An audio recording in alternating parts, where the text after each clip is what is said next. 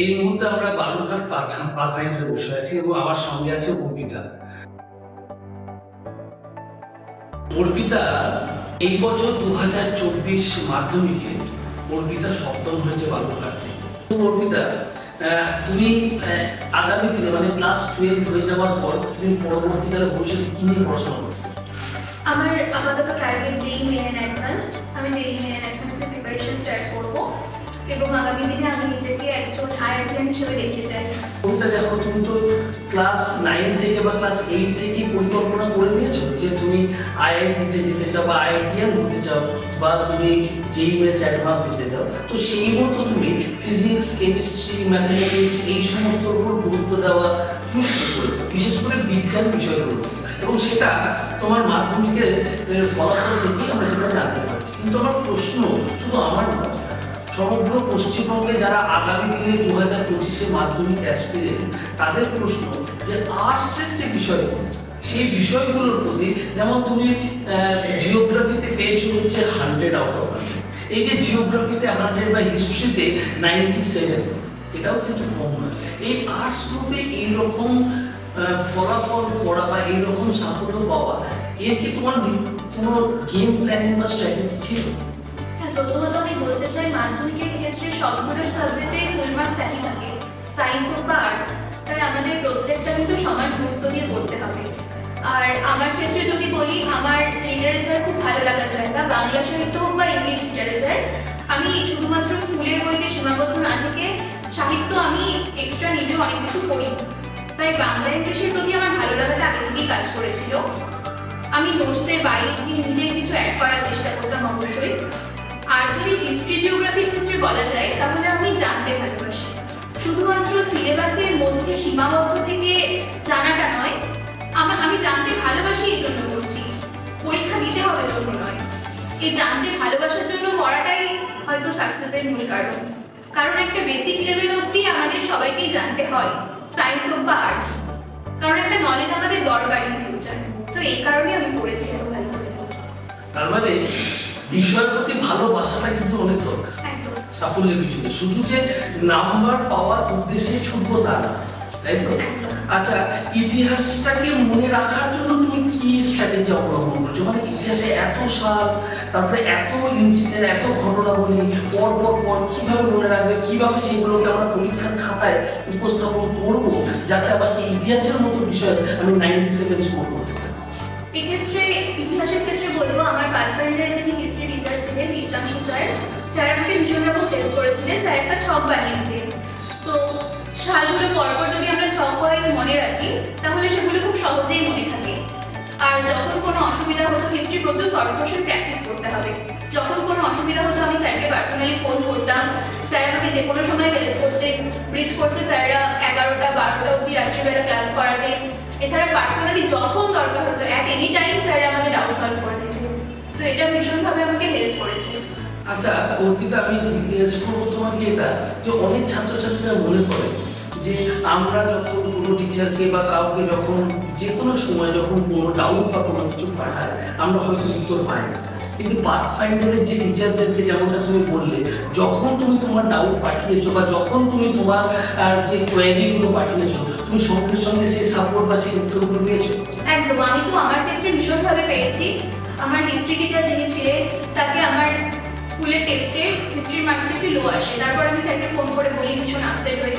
Sir তখন আমাকে ভীষণ ইন্সপায়ার করে যে এভাবে পড়ো, মাধ্যমিকে খুব ভালো নাম্বার আসবে, আমরা এক্সপেক্ট করছি। তারপর আমার মাধ্যমিকের পাথফাইন্ডারে যিনি ইংলিশ টিচার ছিলেন প্রীতম স্যার, আমার যখন পাথফাইন্ডারের খাতাগুলো ইংলিশে একটু লো স্কোর আসতো, আমি সঙ্গে সঙ্গে স্যারকে পাঠিয়ে বলতাম, স্যার আমাকে কোথায় ঠিক করতে হবে আর কি ইমপ্রুভ করলে আমি আরেকটু বেশি নাম্বার পাবো। স্যার আমাকে সঙ্গে সঙ্গে হোয়াটসঅ্যাপে হোক, ফোনে হোক, কোনোভাবে একটা জানিয়ে দিত। আর রাত 11টা 12টা 1টা সকালে যখন ফোন করেছি, আমি স্যারদেরকে সবসময় অ্যাভেলেবেল পেয়েছি। তাহলে তোমার এই প্রিপারেশন টাইমে পাথফাইন্ডার রাত পিরিয়ডেও তোমার সঙ্গে ছিল? একদম। স্যারের সাথে আমার পার্সোনালি কন্ট্যাক্ট ছিল, স্যারদের সাথে। বাহ। আচ্ছা, এরপর তাহলে তুমি আমাকে বলো যে তুমি মক টেস্ট দিয়েছিলে, এখানে ক্যাপসুল প্রোগ্রাম করেছিলে, এই প্রত্যেকটা জিনিস, ধরো আমি ধরে নিলাম যে কোনো একটা ছাত্র বা কোনো একটা ছাত্রী এটা করেনি, তাহলে তার আগের মুহূর্ত এবং এই ক্যাপসুল করার পর তার পরের মুহূর্তে এর মধ্যে কি চেঞ্জ তুমি লক্ষ্য করেছো তোমার ক্ষেত্রে? একদম বছরের প্রথমে যখন আমি মক টেস্টের শিডিউলটা পেয়ে যাই যে সেপ্টেম্বরে ফার্স্ট মক টেস্ট, নভেম্বরে সেকেন্ড মক টেস্ট এন্ড জানুয়ারিতে থার্ড মক টেস্ট। তো আমার ফার্স্ট টার্গেট হয় বছরের শুরুতে যে সেপ্টেম্বরে যখন first mock test within 9 month আমাকে সিলেবাসটা কমপ্লিট করে নিতে হবে।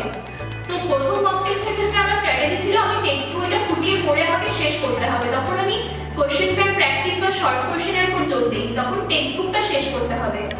তো ফার্স্ট মক টেস্টটা আমার সিলেবাস কমপ্লিট হওয়ার পর হয়। ফার্স্ট মক টেস্টে স্বাভাবিকভাবে মাধ্যমিকের মতো একটা স্কোর আসেনি, বাট এসেছিল, খুব খারাপ নয়। এবার তারপর ফার্স্ট মক টেস্টের রেজাল্ট পাওয়ার পর আমি খাতাগুলো পাওয়ার পর দেখি আমার কোথায় কোথায় কি কি মিস্টেক হয়েছে, সেখানে আমাকে ইমপ্রুভ করতে হবে। এবার তারপর আমাদের ব্রিজ ক্লাস হয়, ব্রিজ ক্লাসে স্যাররা আমাদের ডাউট সলভ করে দেয়। এরপর সেকেন্ড মক টেস্টের সময় আমি question bank practice, short question practice এগুলোর উপর জোর দিই। তারপর সেকেন্ড মক টেস্টের পর যখন রেজাল্টটা আসে তখনও সেখানেও কিছু ভুল থেকে যায় খাতায়, আর কিভাবে খাতাটাকে সুন্দর করে সাজাতে হবে, খাতাটাকে টিচারের চোখে ইমপ্রেস করতে হবে, এগুলো শিখি আমরা ব্রিজ কোর্স থেকে। তারপর আসে ক্যাপসুল প্রোগ্রাম। ক্যাপসুল প্রোগ্রামে আমাদের সমস্ত ডাউট সলভ করা হতো আর এক্সট্রা কোশ্চেন প্র্যাকটিস করানো হতো। এবার ক্যাপসুল প্রোগ্রামের পর যখন থার্ড মক টেস্টটা দিতে যাই আমি, থার্ড মক টেস্টে গিয়ে আমার মনে হয়েছিল ওভারঅল ওভারটাকে প্রিপারেশনটা অলমোস্ট কমপ্লিট। আমি ফুল কমপ্লিট বলবো না, কারণ প্রিপারেশন কখনোই কমপ্লিট হয় না, তো অলমোস্ট কমপ্লিট হয়ে গেছিল। একটা কনফিডেন্স গ্রো করেছিল আমার মধ্যে, হ্যাঁ আমি মাধ্যমিকের জন্য এলিজিবল, খুব ভালোভাবে আসবো। তাহলে তুমি এই 2025-এ যারা মাধ্যমিক দিতে যায় বা দিতে যাচ্ছে অ্যাসপিরেন্ট যারা আছে, তো তাদের উদ্দেশ্যে তুমি কি বলবে যে মানে তোমার যেমন পরিকল্পনা পাথফাইন্ডারের হাত ধরে যে পরিকল্পনা এবং যার সাফল্য তুমি আজকে বলছো যে তুমি মাধ্যমিকে 2024-এ সপ্তম স্থান অধিকার করেছো, তো এইরকম আমরা আর একটা বালুরঘাট থেকে সামনের বছর অর্পিতাকে দেখতে চাইলে আমরা সেই সমস্ত 2025-এর যারা মাধ্যমিক অ্যাসপিরেন্ট তাদের উদ্দেশ্যে এই পাথফাইন্ডারের যে মক টেস্ট সিরিজ বা এই যে এই পরীক্ষাগুলো বা ক্যাপসুল প্রোগ্রামের গুরুত্ব কতখানি সেই বিষয়ে তুমি তাদেরকে কি সাজেশন দেবে? প্রথমত আমি বলতে চাই স্টুডেন্টদের টেক্সট বইটা ফুটিয়ে পড়তে হবে। প্রথমেই কিন্তু সহায়িকার পেছনে দৌড়দৌড়ি করা যাবে না, প্রথমে টেক্সট বইটা খুব ভালোভাবে ফুটিয়ে পড়তে হবে, মক টেস্টগুলো অ্যাটেন্ড করতে হবে। কারণ মক টেস্টের পর স্যাররা আমাদের কমেন্ট সেকশনে লিখে দেয় যে আমাদের কিভাবে আরো ইমপ্রুভ করতে হবে, কোথায় কতটা কিভাবে আরো ভালো করতে হবে। তার জন্য মক টেস্টগুলো অ্যাটেন্ড করা খুব প্রয়োজন, কারণ আমাদের একটা চাপ থাকে যে এই সময়ের মধ্যে এতটা সিলেবাস কভার করতে হবে। আর যদি বলি স্যারদের সাজেশনসগুলো শুনতে হবে, কারণ স্যাররা আমাদের ভালোর জন্য প্রচুর সাজেশন দেন। যেরকম আমাকে জিওগ্রাফি ম্যাম সাজেশন দিয়েছিলেন, তুমি যখন 5 মার্কসের বড় কোশ্চেনগুলো লিখবে তখন তার সাথে তোমাকে ম্যাপ পয়েন্টিং অ্যাড করতে হবে। এটা বেশিরভাগ স্টুডেন্ট করে না, কিন্তু এটা এক্সট্রা অ্যাডভান্টেজ। এগুলো একটা স্ট্র্যাটেজি, একদম এগুলো একটা স্ট্র্যাটেজি।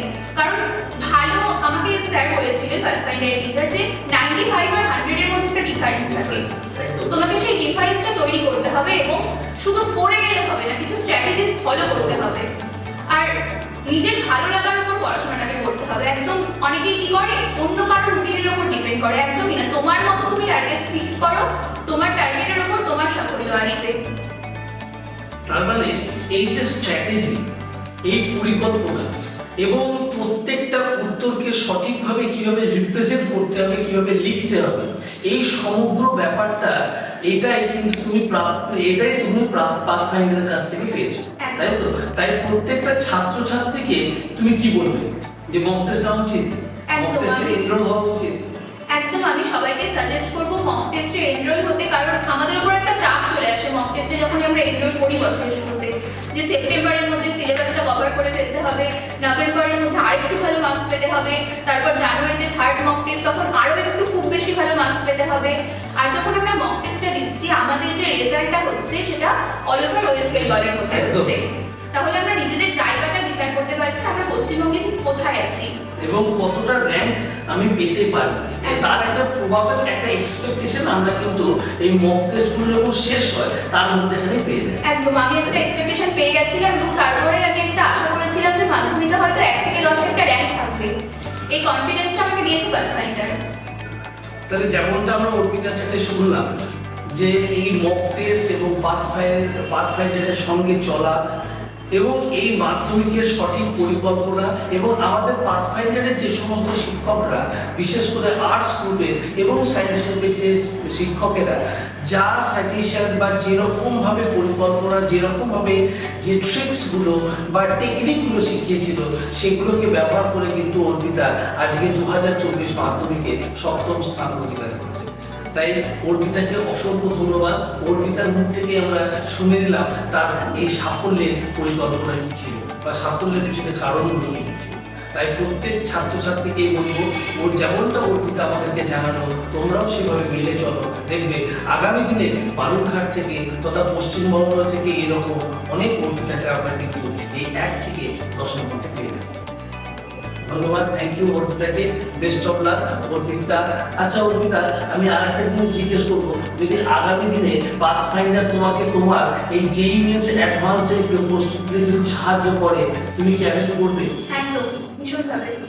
তাহলে পাথফাইন্ডারের একটা ফিজিক্স টিচারকে আমার খুব পছন্দ হয়েছিল, আমি তো এখনো স্যারকে বলি যে ওনার মতো ফিজিক্স টিচার হয় না।